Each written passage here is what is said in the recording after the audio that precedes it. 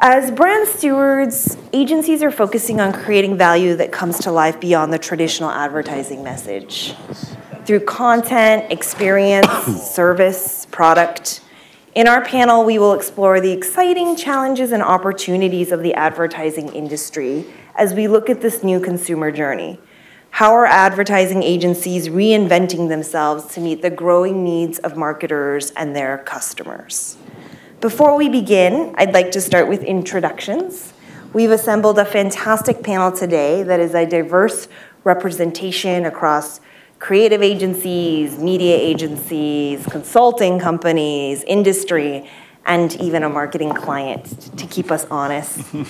I guess starting with Winston, please introduce yourself and tell us a bit more about the unique experiences that have led you to your role as a digital leader in your organization. Okay. Good morning, or good afternoon almost. So my name is Winston. I'm from Connecticut originally. I live in Los Angeles now, a West Coaster. I started out in a rock band actually. And so music really is what led me to technology. I played in a rock band here in New York City for a long time. I had to find a more employable position. And I ended up at Sony Music Online, and I was head of production at for SonyClassical.com for a few years. Napster came along, kicked our ass, threw me out of the business. Then I ended up at RGA New York, and really what was great about RGA, it was really kind of getting like a master's degree in web design and development. I was there for a few years. I built Nike ID, their Nike's first shoe customization platform, and a bunch of other properties for them. After that, I went down to Miami to join an agency called Christen Porter and Bogusky. And the reason why I left, digital, a digital agency or a digital production agency, as I'd call it then, was I wanted to be closer to ideas. I'm a huge fan of a lot of the digital agencies out there, but at the time, Nike was really bringing us a lot of the ideas already formed, and then we'd execute around them. And I wanted to be further upstream. And I'd really seen some of the work that, I'd seen the work that Crispin's doing for Burger King and Method and Mini. It was very provocative, disruptive, and that really attracted me. I think I wanted to be around revolutionaries. And when I got down to Crispin, the mission was pretty simple. Help take that great creative thinking and put technology around it. And when I was there from 2005 through 11, we grew the digital practice from 4 to 400 people worldwide. We were Agency of the Decade. We won Interactive Agency of the Year at Cannes a few times. We had a lot of fun. And I was there through 2011. Alex Bogusky, my partner and mentor in many ways, decided to leave advertising. He's kind of flirting with it again. But what really attracted me to that agent at the time, it wasn't really an ad agency, it was an innovation company.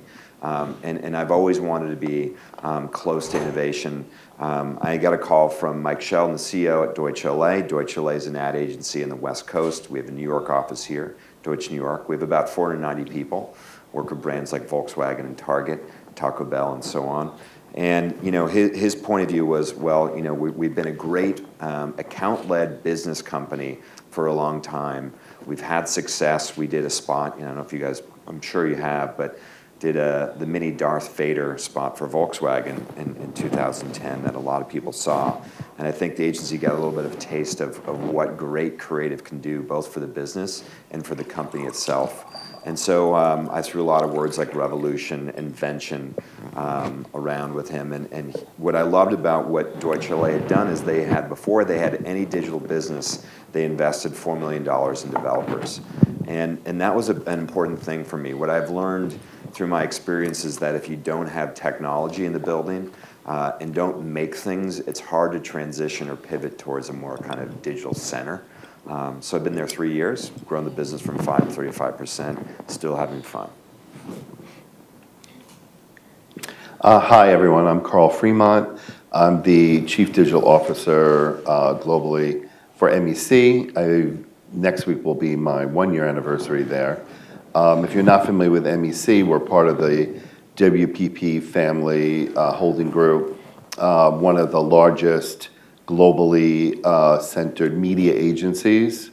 My role is to take an agency that's been very traditionally led in very traditional channels and transform it to be more data and digital at the center.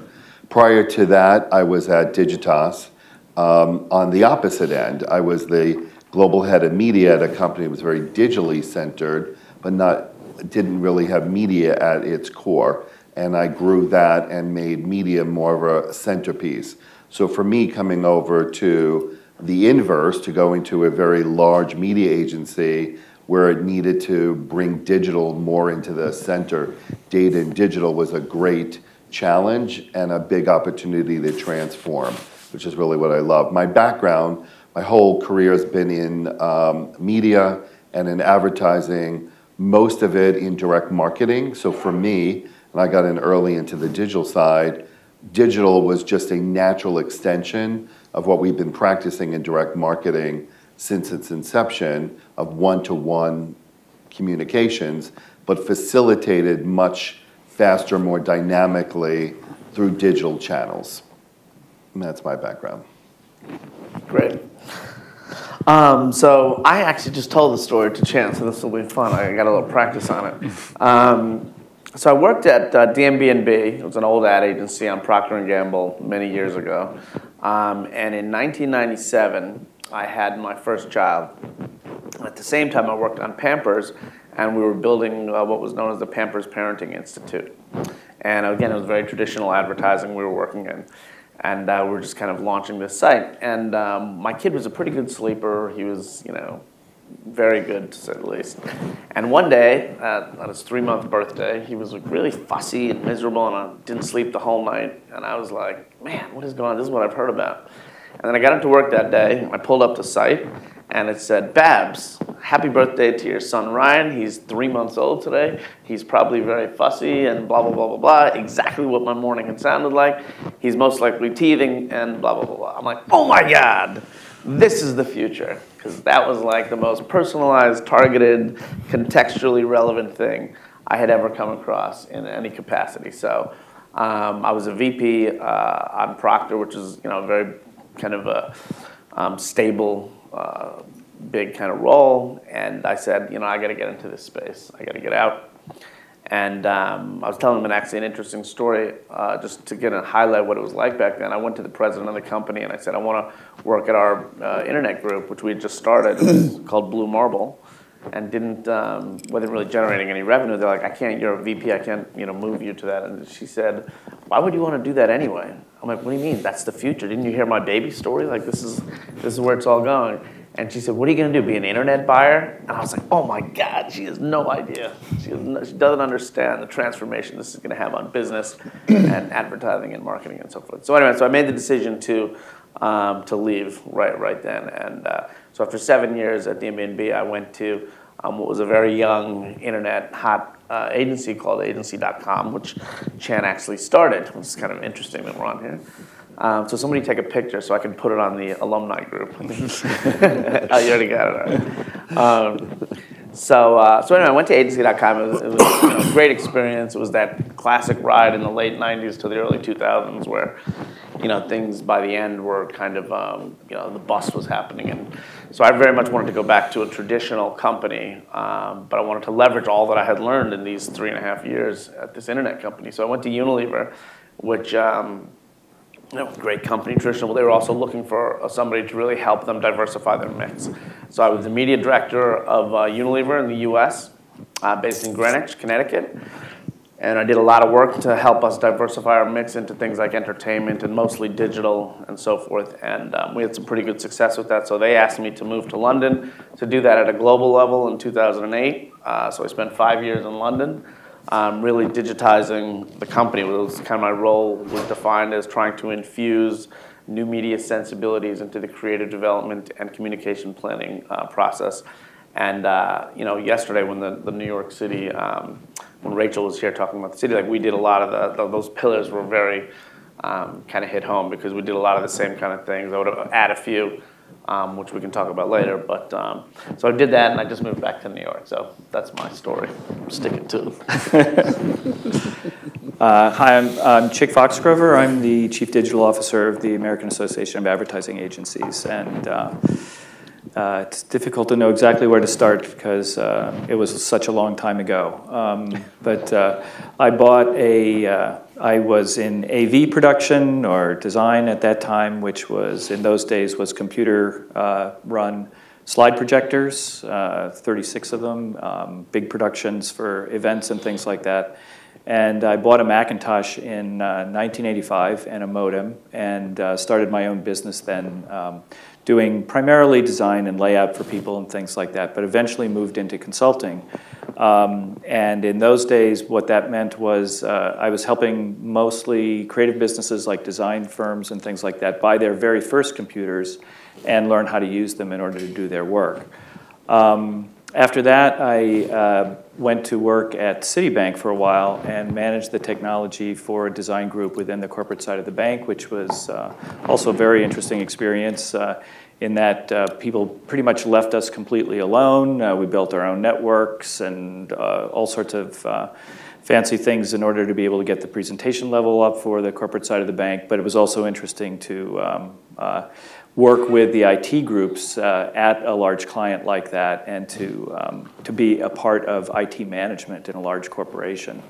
All along, though, I had been gotten very interested with when HyperCard was first introduced, I got involved in programming and interactive programming and had continued to do that continually during all of this time. Macromedia Director came out. I was a CD-ROM programmer and did a lot of work and eventually got hired by an ad agency in the mid-90s in order to do that and also manage the studio technology.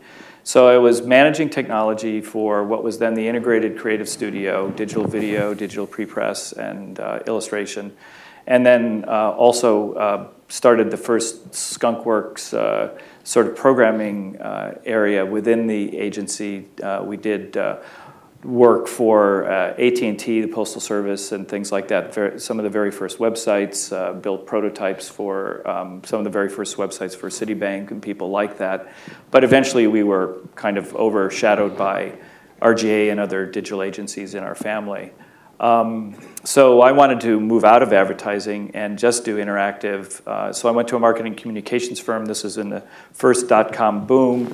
There was a team at this agency that was already in place. I think this was 98, 99. And when I got there, they all left for much better jobs at a lot of agencies that no longer exist, like Scient and what was the one who built the offices over in Irving Place, beautiful offices they never moved into. March 1st. Yes, March 1st, that's right. But it was the best thing that ever happened to me. I was there sitting alone in the office with $500,000 worth of work staring at me, and I had to build a team from scratch right then and there.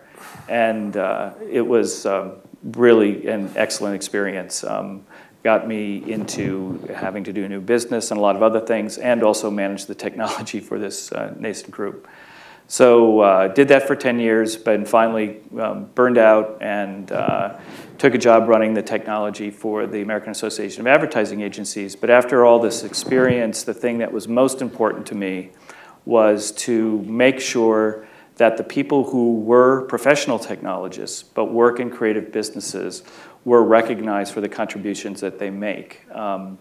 And so I run a group called For Creative Technologists in Advertising at the American Association of Advertising Agencies, and we do a conference every year.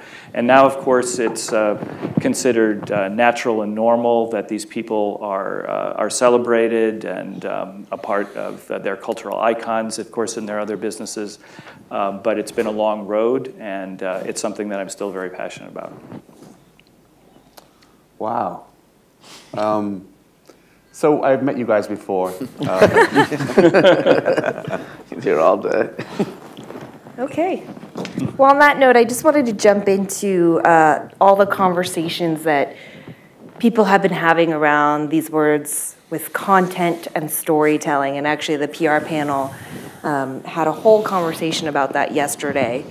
And arguably, advertising has always been about content and storytelling. It's just that story and its format, which was once a static 15 or a print campaign, is actually now part of a larger interactive ecosystem, right? So now we're talking about everything from tweets to Instagrams, white papers, Vine videos, experiences, memes, content that creates content. Are agencies ready for this content revolution? Anyone want to take a stab at that? I'll start. I think we define content in the areas of macro and micro, as you just said. So the micro are the things that are quick, the Twitter content, the social content, things that are going to optimize for use for SEO, that are much more dynamic. They can be more native in nature. And then there's the macro, which is still longer length, where the brand is telling a bigger story. The micro and the macro have to come together because you have to be telling one story together. So are agencies ready? I think the agencies are so bifurcated themselves. You have creative agencies and you have media agencies.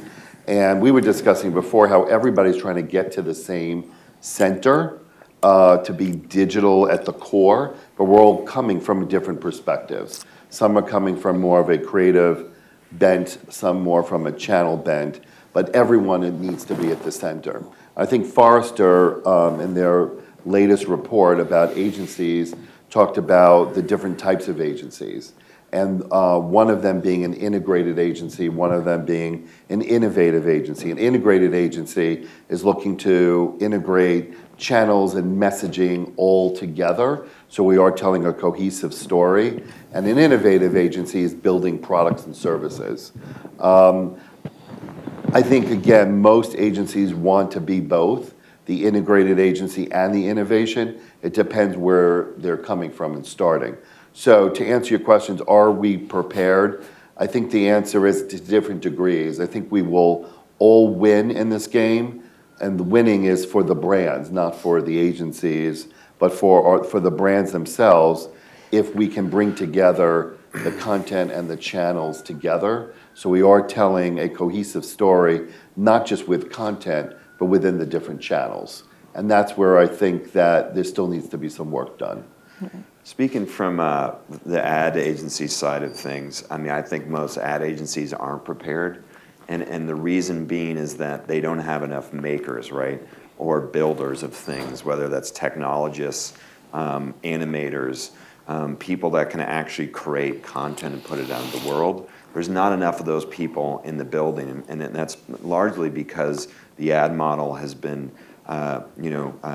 an outsource model for years, right? I mean, come up with an idea, throw it over a fence to a production company.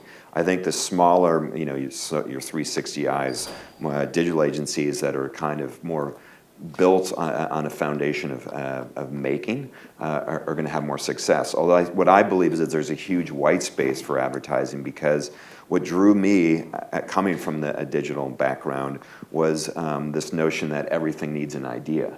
And ad companies, the best of them, are really great at telling stories, really great in putting around big, shareable, PRable ideas around concepts. And when you can apply that type of thinking to technology, I think the results can be pretty explosive. So I think it's an exciting time. I just think more companies need to be investing in people that make stuff. Yeah, I have heard a lot of agencies starting to build content studios.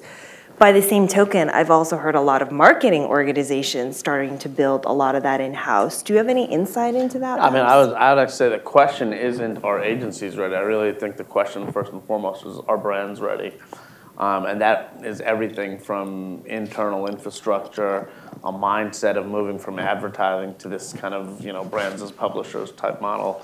And I don't know that there's one agency. I mean, the ecosystem, because we're doing that a little bit, and we use so many different players, from social agencies to distributors, video distributors, to listening tools like Sysomos, where you have to, in order to, have conversation and feedback, to be more like a newsroom. So I mean, it's a big ecosystem that I wouldn't say. I think the first thing that has to happen is a brand or a company has to be ready to operate in that model, and that's a big shift in thinking. If you think about, we've been living off advertising for 50, 60 years, television advertising specifically, but even before that, radio, newspapers, or whatever. And I think we're at a point where advertising's still going to be there, but I think there has to be something that's provided that's more utility, entertaining, and kind of breaks through in this whole social media space. Yeah, I mean, even when you think about, the Oreo tweet, being in a room of creatives and lawyers all at the same time, talk about a way of operating very, very differently. But I think that's the great point, though. There's clients in that room, too. Right. Yeah. And we, as agencies, we're still in the service business. I almost feel like clients have to be orchestrators versus, kind of like, it used to be, many years ago, there was an ad agency, your primary partner, and they would kind of bring in, usually a full service agency had most of its parts in it anyway. And I think holding companies are trying to do that to some extent now. But, at the end of the day, this is a mindset shift that requires structural change within companies and financials. I mean, there's a lot of different things that have to come together. And there's a lot of companies that aren't necessarily agencies. Their technology, automation, distributed, all this that are in that space. So I think it'll take a little while before we figure out what exactly the agency model is. I think the first thing has to happen on our side. Yeah. And I mean, just on that note, too, one of our clients talk about who, do really well in the social space. I mean, that kind of, on a day-to-day basis when we work with them, they're making stuff internally. They have their own social team looking at NetBase every day, as you said. Then there's multiple agencies. We all just kind of collaborate together and jam on stuff. Right. And then we also are using their influencers, right, to create content. So what I love is, again, a lot of that change is coming from the client side. Yeah, it's interesting. I use this term co-opetition, having been in large-scale integrated briefings. I'm sure we've all experienced that in our careers, where all of the different agencies are invited into a room against a single brief. Everybody is encouraged to collaborate. They all kind of talk around or at each other, and then they go away and just do what they're going to do. I'm curious, how do we solve for this, knowing that there is going to be the need for specialty agencies, right? So you are going to have your mobile, your shopper, all of these different people that are representing part of a larger organic strategy. Who's responsible for guiding and managing and orchestrating that? Is it a lighthouse agency model? Is it an in-house marketer that plays that role? How do we ensure that that communication and collaboration is happening? Well, I mean, if I can speak to that, I think there are two parts to that. One is sort of the human resource issue, which is there someone or some function that can manage and coordinate and hold people accountable. So that's one area, and that most likely is with client. The other model is the other side of it is really a model, right? So when I was in those briefings, I used to always be frustrated by the amount of things that get lost in translation between the boardroom and the agencies. It passes through successive layers of different bureaucracies and other things. So that by the time it gets to us, many times we would get like, here's a big PowerPoint deck, and make sure the colors match. And that was the extent of the brand. When I went to a brand and management consultancy, I kind of saw the sausage being made. And I realized that there's got to be a better output, better quality of output from the boardroom itself, from the C-suite, in order for the agencies to do their job right. So if that's better thought through, then people don't have to, I think, run around as much. Right. Yeah, I think clients are not as unified as we'd like to think that they are, in terms of there are many different business silos and things like that. You can go in through one particular channel or particular relationship, hoping to do some great work, and then finding out there's a lot of other parties that are going to be involved. The Oreo story is actually a really good one, because what led up to the famous incident at the Super Bowl was actually a team that had been working on something called the Daily Twist for over a year. And they had honed those skills and what they even call the muscle memory to be able to respond during the Super Bowl through a very, very difficult year of getting that program off the ground and keeping support for it within the client. So that was a very instructive story. I mean, it's really the three models that there's the kind of moving everything in-house model that kind of Red Bull's been doing. There's the lead agency model, which is, you have one agency that's truly your partner or a consultancy or whatever, and they kind of coordinate everything for you and have these integrated agency meetings and so forth. And then there's the brand-led, integration, which is there's either a group or specific brand teams that are kind of leading a group of different, and again, I won't call them agencies, just companies, because it's more than agencies now that are in that room. It's like it's kind of a different kind of ecosystem. And that's one of the three. And I think for every company, they'll figure out what pays out best for them. But I don't think it has to be the exact same model for everybody. I agree with you. I think those are the three right models. And I don't think there's any one answer. Because I've seen them each work independently and each fail independently. Right. But what does work is clearly defined roles and responsibilities up front. Yeah, and objectives that and goals you're all working towards. But no matter what, I believe the client, the brand, has to be heavily involved in any of the models. Yes. So I think we all agree that there's a growing set of skill sets required to kind of meet the needs of what's happening with this new consumer journey. I think beyond storytelling, though, one of the things that we've all been talking about is the role of product and utility in defining and communicating brand value. I've heard a lot of agencies talk about, looking at companies like IDEO and Frog and saying we really need to understand service design thinking, we need to build product innovation teams, whether that's for their own clients. Do we believe that advertising agencies can successfully build products for clients? And on top of that, can they develop their own IP? And I know each of you probably have very specific experiences where you've had success stories in that. Well, I can answer, yes, is what I believe. And the reason I believe that is because I've been in companies that have done it, successively, right? And just going back in experience, like Chan and teams here, all of us that started on the digital, in the digital agency or digital company side, that's our lineage, right? That's our history of making web applications and services.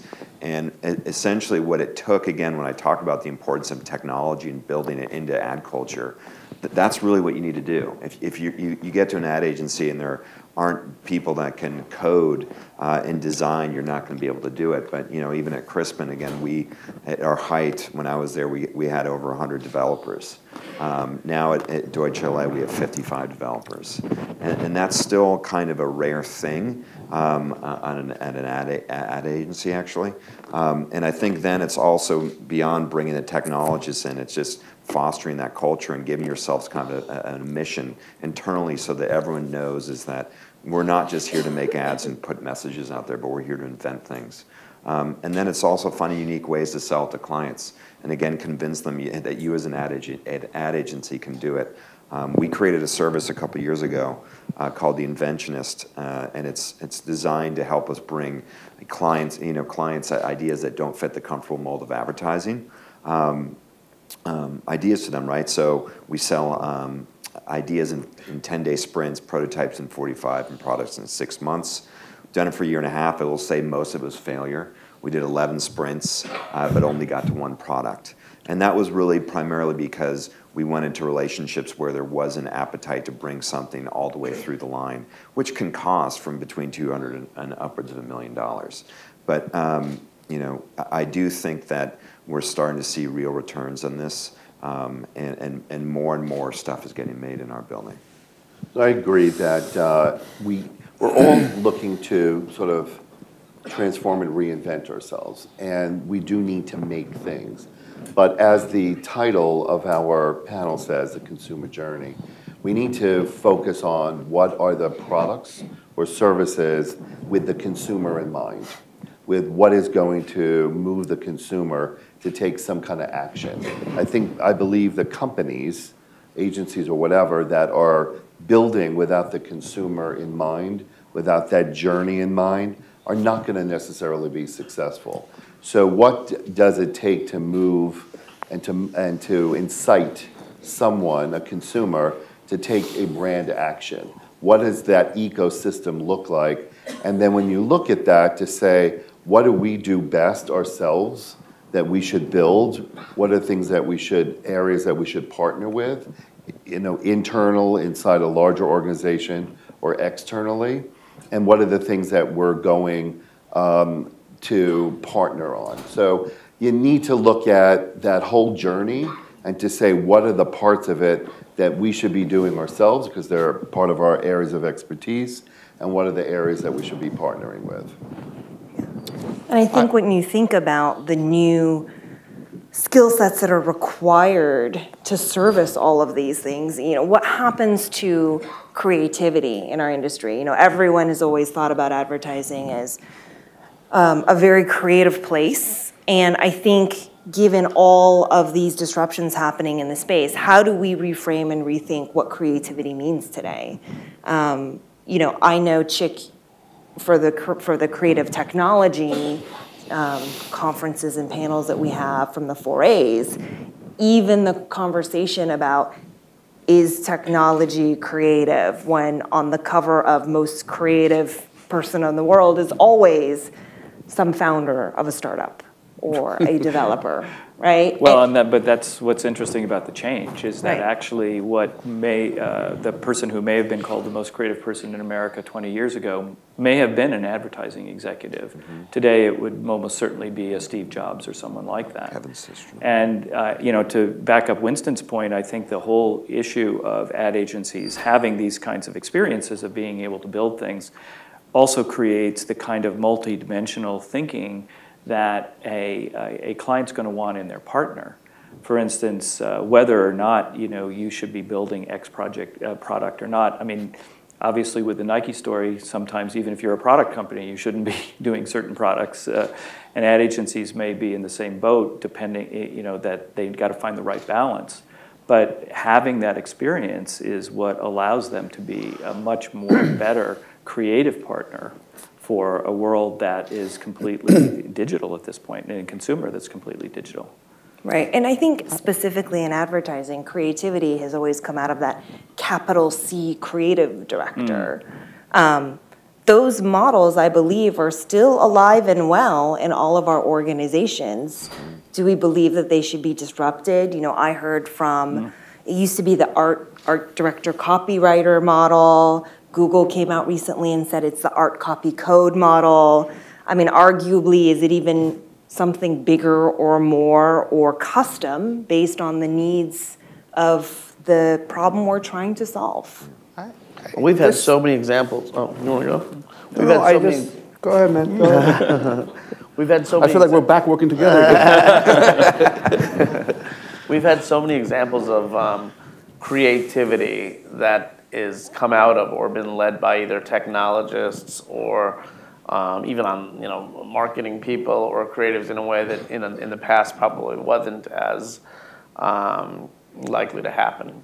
So I'll give you a great example. So there's last year we did this thing called, if you think about what digital marketing is, it's still very much banners and buttons and pre-rolls, and that's just translations of old media. And eventually, somebody will come up with the model that is more relevant to the new media.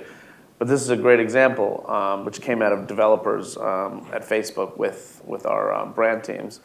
Is we did this thing called the Dove Ad Makeover, which actually on Facebook. So remember, you want to take advantage of social. That's sharing. That's data. That's friends. Like all this stuff. And rather than just have a banner, you want to be able to leverage all that. So Dove is all about self-esteem and real beauty. And so what happens was every time a woman got an ad that was like, lose 20 pounds in a week or whatever, something that was about beauty at its surface, we built this app that allowed you to supersede that ad with an ad of your own liking with a template where we wrote the copy and whatever, and they could just put it on there. And then all their friends would see that ad too. And we did that through this bidding system where we outbid whatever ad came and whatever. So that's a totally very highly creative thing that was driven by a technologist and the developers at Facebook working with our team, and capitalizes on the data, on sharing, on friends, on everything that Facebook is. And that's the kind of thing I think we need to do more of, and that can come out of a lot of different places. And it really reframes what marketing in the digital space is. Yeah. I mean, I think you just need to, at least what we try and do is think about, it's our job to solve business problems through creativity. I'm less concerned about blowing up the entire creative department, because the reality is sometimes the best solved problem involves an art director and a copywriter, right? It's give me a narrative, tell me a story. Sometimes it's more nuanced, and sometimes it's perhaps an integrated campaign, or it's an application, or it's a service, or it's a large enterprise level website. I think you've just got to make create an organization that's pretty nimble and can flex and bring the right people around the right table at the right time. Now, one thing that I've been pushing pretty heavily, and there's a lot of debate about, is digital titles, right? And I actually, at one point in 2005, when we were just doing search, banner, and microsites, big flash-turbation sites, and I was guilty of that. It was a simpler time, and so I thought the titles would go away. With the mobile explosion, I mean, it's like I heard it earlier, but it's hard for any of us, even gurus or experts, so-called experts, to keep up daily. And I believe we live in an age of specialization. So I do think there's a need for digital titles still. There's digital marketing clients, and I think you should always kind of mirror that, because you can service the client better and the brand. So again, that also, just when you have those title differences, it's easier for an account person or a producer to bring the right people into that kind of problem work session. Well, I'm sort of struck by the age-old debate. I do think that creative, as in communication creative ideas, is an incredibly wonderful thing. It's akin to great novel writing, great filmmaking, great songwriting. There are commercials that really do change me, as well as there are books that change me. So I think that should be celebrated, and that's a unique talent. Mm-hmm. I also think that, as many people said, the role of the brand service company is changing, yet the structure hasn't. So one thing could be, I mean, at Profit we're conducting an interesting experiment. It's a partnership model, and we have people who come from innovation background, like the IDEOs and Frogs of the world. We also have people come from digital background, like myself, and then there are the more traditional, very fact-driven, brand consultants, as well as business consultants. It is noisy when we get in a room and try to debate this thing out. But we do that so our clients don't have to. Mm-hmm. And then we believe that we can present ideas in a more structured and agnostic way. Yeah. We will not come up with Darth Vader. Mm. We won't. But we will say we need an idea that does this. Yeah. Right? And I think that can be a better idea, yeah, which will then inspire incredible execution ideas. I think it's a great point. I mean, it's a messy process when you bring diverse thinkers into a room. And I think that's why, again, the ad dude over here, I think that's why a lot of ad agencies don't do it. Things break. There's people's egos stepped on.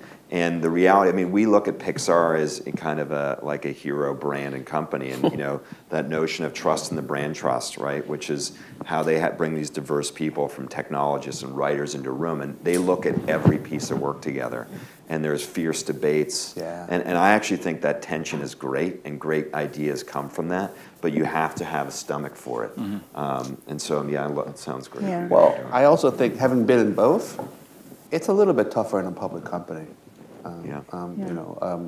We're a private company. I find that to be a little bit easier, because sometimes when you do that, you don't make as much money, right? Because you're sort of, you're in there fighting, and trying to come up with the best solution, and it's over budget, it's late, you get a better work, but the quarterly number was missed.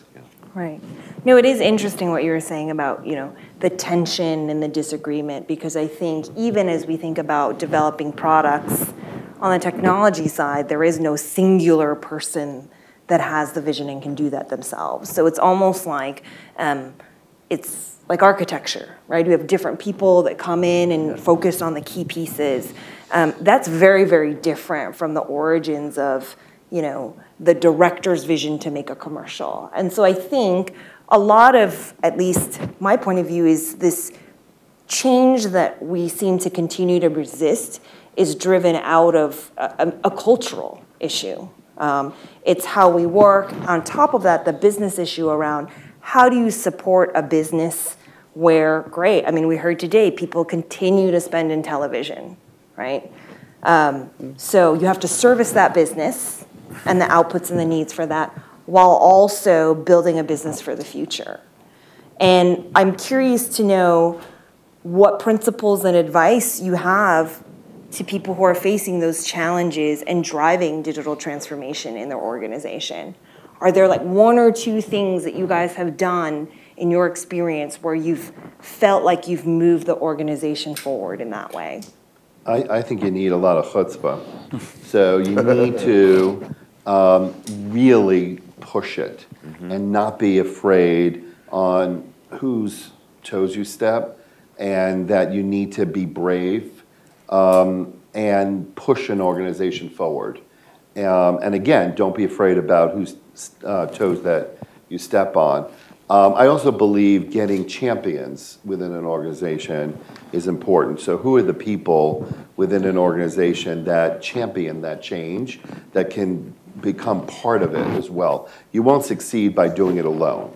You have to have a core group of people who will create the change from within the organization and showcase the great work that that organization has already produced. And then you create kind of a groundswell where everybody wants to get on board. And that's, starting a year ago at where I am, again, a very large multi-billion-dollar media agency, was very traditional, needed to create a core team of people who understood digital transformation, understood what that meant, and create that groundswell. I also think you have to put, there's one thing to show people and tell people what needs to change, but to put enablers in place to make it easier for people to actually do it. Because a lot of people just want to know the how, especially at a large organization. So, like for instance, one of the things we did, when I first got there in London, was to understand what the barriers were. And one of them was that people were like, well, we barely have enough money to create TV ads, so we can't make digital assets. So like the first thing, and it's a zero-sum game, we can't put new money in there, so we moved some money, a lot of money, millions of dollars from working media into brand development to create digital assets. We also put in place a training program. We've put over 5,000 people in the marketing group through a rigorous kind of digital training academy. So it's not just like, they have to know, it's like trying to create a TV ad if you've never seen it, never seen it television. Like, you have to understand all this stuff. And also it's like driving people to live the space themselves, so that they are actually, if you, again, using Snapchat or whatever, until you've done it, you have no idea how it works. My dad used to have there's a great expression in India: if you want to see heaven, you have to die first. You have to actually experience it to be able to understand how it works. So there's a lot of that. Also getting external help.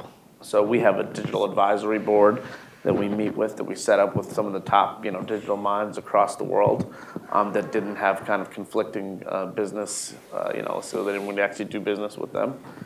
I think one of the great things, one of the biggest things that I was able to do early, which really helped, and I think Rachel talked about this a little bit too, is getting the most senior members aboard. So we took the top executives at the company to Silicon Valley for a week of an immersion where we met with the companies, we saw the VCs, we understood everything. And one guy told me when I left, when I moved back to New York, at the time he was really like, this is like such a waste of time. It's taking me away from my daily business. And he said it was one of the great changes in his life, both personally and professionally. Because a lot of times what happens is you get so locked into your kind of day job that you miss the external, and you need to drive that. So And then partnerships, I think, were big. If there's companies that are getting it right in not necessarily your area, so whether it's not an agency or a client or whatever, but like Facebook and Twitter and whatever, Right. like real partnerships with money and mandates and all that, and we ring fence that within the company so that you, again, put enablers in place so that nobody has to think. We just have to, if the idea is you need to do more in digital, here's how you do it, and here's what's going to help you do it. No, that's funny because sometimes it helps to bring an outside person to drive your message instead of you doing it yourself internally. And on the thing about showcasing your logo, one of the great strategies is talking to the press and going to events like this, because then internally people will see it. It's very hard internally to get around to every group and every team, but when you do it externally, it hits Ad Age, it's in the journal, it's on videos on your sites and whatever, and then people see it and they go, oh, wow, that's great, we did that. And then they also see that as ways to make themselves famous or look good or successful or whatever. I think all those are like little tactics to get people really excited to do more and do great work. Yeah. So I know we're running a little bit out of time, so I wanted to close with a couple questions. Yesterday when I sat up down there and watched the PR panel and I saw them talk about content and experiences, I had this question in my head go up and said, well, wait, now how is PR different from advertising? And I think we all agree that there's this land grab for clients' businesses, whether that's an advertising agency, a Google, a CAA, a PR shop. I'm curious to know if you guys believe that advertising agencies are poised for success in owning these marketing relationships. I don't know about the marketing relationships, but a great ad agency should be a great PR agency. And what I mean by that is that, we try and build PR into every single creative idea we do. We ask our creative teams before they even put an idea out into the world, what would the New York Times write about it? What would USA Today write about it? So I think great creative people, particularly in the marketing communications field, understand how to, take some PR thinking and apply it to their creativity. We have a PR group and we work with a lot of partner PR groups as well. I don't know that it's an area of, where we're trying to do a land grab. I think ultimately, again, trying to help make our brands famous and drive their business. And PR thinking is more important in many ways for us than actually having, 30 PR folks in the building. I do think that the public dissemination is much more varied and wider than it used to be, and people understand that now. To follow your point, I have a 12-year-old daughter, and one of the ways that she judges moments and ideas is whether it's Instagrammable. We would have called it, is it PRable? But she calls it, is it Instagrammable? And thumbs up or thumbs down. Tweetable. So I think we have to have that measure, that KPI in there. Yeah, I think it's I'm sorry.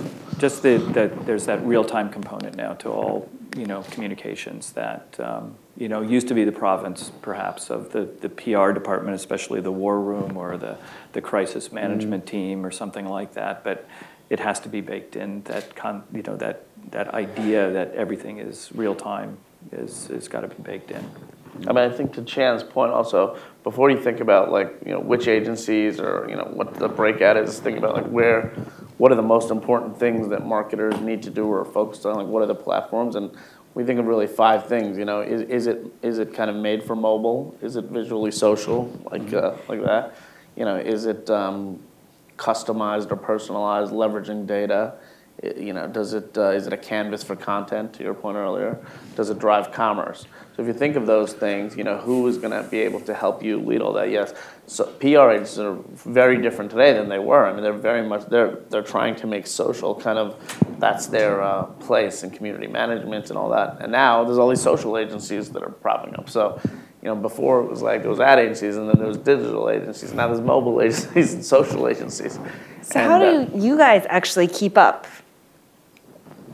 Kids, Twitter, social media. How do you filter through all of the noise to ensure that, as marketers and as client partners, it's not about the shiny new penny, it's about the larger? I do probably everything that everyone in this room does. I have a few different kind of source of information I use, Zeit and so on. But I mean, really, to me, it's the kids in our building that keep me smart. And it's, one thing I've learned, I mean, to the point about how do you change the culture is, you always want to, I like this notion of being a holding company for smart people.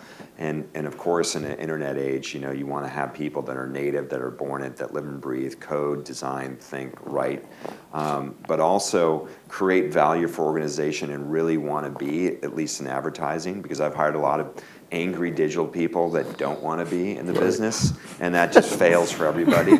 But the reality is that when you build a culture of making an invention and allow for failure, we have scrums in our office where just people bring me things they've created, they share around the agency. I think it's really about just attracting people that love to share and are curious. And you have to have an open mind and realize that you better hire smarter than you. I always make time to meet with, especially startup companies. And whenever I meet with a startup company, I always ask, what ecosystem are you operating in? What's the technology, underlying technology, and how does that fit a gap or a need in the market? If you can't answer that within 5 minutes, then I'm not going to really meet with you anymore. But I think that we can learn a lot from the new platforms that are being developed.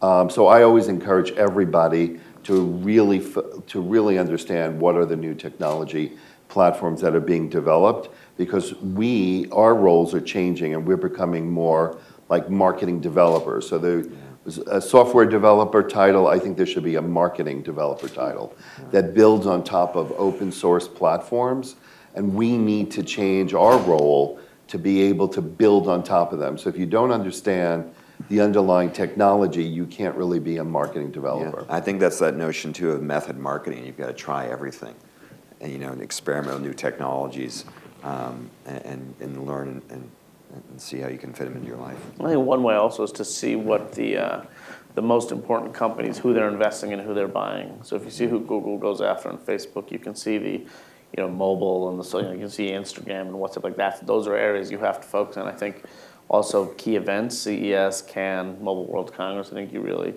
need to have some presence there as a company. And for me, Twitter is still great. I mean, I get so much just from following key personalities who I feel like really understand and are leading edge in the space and know where things are going. And whether it's Andreessen or Gary Vee or people that kind of just know and do this stuff 24/7, so that I don't have to, and I just follow that. I spend a lot of time actually with the academic technical area. I've been a member of the ACM for a long time in the IEEE, and the stuff is incredibly difficult to get through. But what's interesting is that they're operating with two things I think that's missing from our business sometimes. One is a sense of history, especially engineering history. They know where things come from. They realize that what they may be working on is actually 15 years old or 20 years old. But they're also doing it in a different time frame. They're doing it, in an academic setting and things where the expectations and what success is more on the side of something original and innovative. They don't have to prove it in any other way.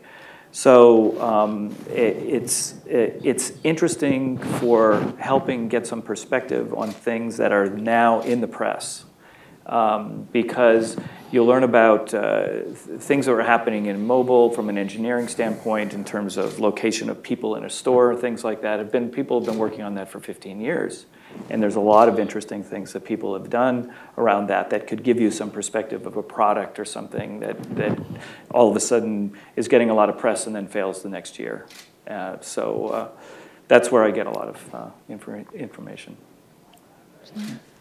I'm going to do all the things you guys said. I think it's a great idea. I would like to turn it over for questions to the audience. There's one right there. So I'm interested in the title of From Innovation to Activation. Specifically, if you look at innovation, it starts with ideation, and that's where you're seeing all the new visual business tools like business model generation, the stuff that Steve Blank is doing on the West Coast.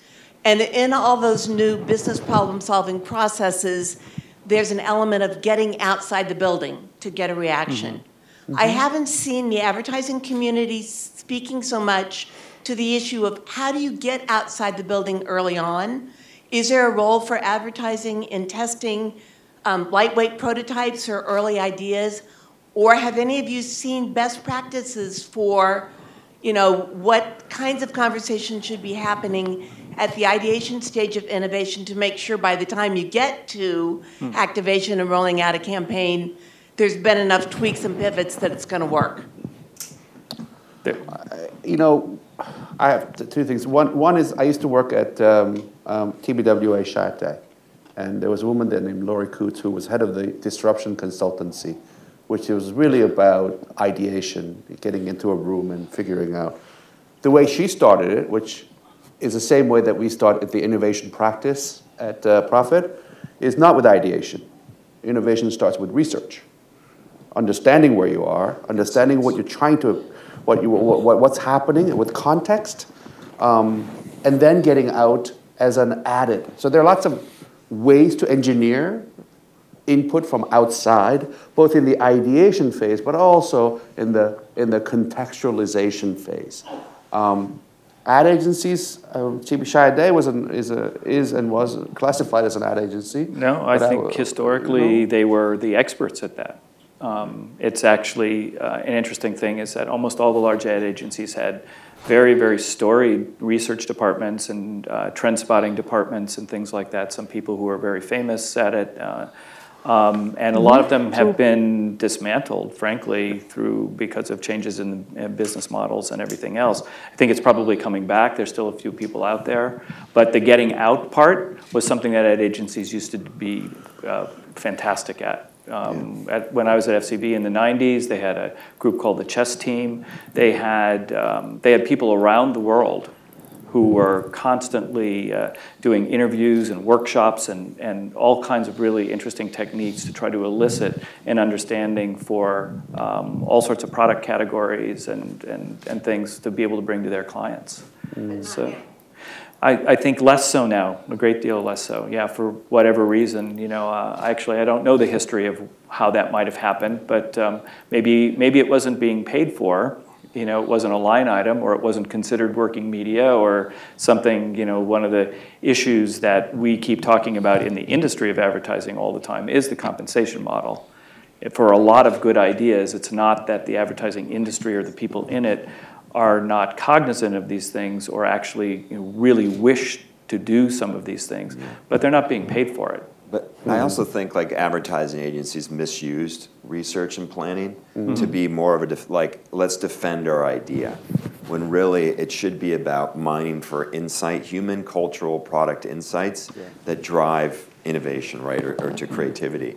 And I think we're trying to again, I think all of us are experimenting. This is all an experiment. Everything we're trying to do. I know I don't have all the answers, but what we're doing more, when I talk about bringing technologists, you mentioned prototyping, I'm less concerned about attaching myself to outward accelerators. I want to accelerate ourselves first, but we are bringing prototypes further into that discovery and design and concepting phase, and that's helping us get to ideas faster, and also helping our clients understand their potential value. And I think it's very difficult to sell innovation to an ad client because, again, there's just this historical, and we've been looking at ads so long, we can hear a script and we can imagine what they'd be, what it's going to look like and how it's going to feel and maybe how impactful it'll be. But it's hard to imagine a product or an interactive idea without really kind of seeing it. So, prototyping is becoming a bigger part of the conceptual process at a lot of companies in marketing. The truth of the matter is everything is so dynamic today that you're getting feedback from consumers instantaneously. So certainly research and totally agree on the insights to inform how we incite, INCIT, is critical. But the truth is that with crowdsourcing and with social listening, we can identify much more dynamic. We have to learn how to be more dynamic and take those signals and adjust more and be more real time than plan in such a long phase, because if you can't wait that long. Exactly. Your competition is already out there with something. It's too slow. Yeah. Yeah, I mean, the other thing we're seeing is my group's working more closely with media, because we are now doing like fake door tests, fake Facebook ads, Facebook ads touting a fake product to kind of see if there's value there. So again, I like seeing that new connection where, again, it is about speed and getting the learning Total faster. agility. Maybe time for one last question. Oh, cut off? No more time for any questions? Hallway. Oh, okay, never mind. Well, you can come ask questions with us afterwards. Thank you to our esteemed panel, and thank you all for your attention.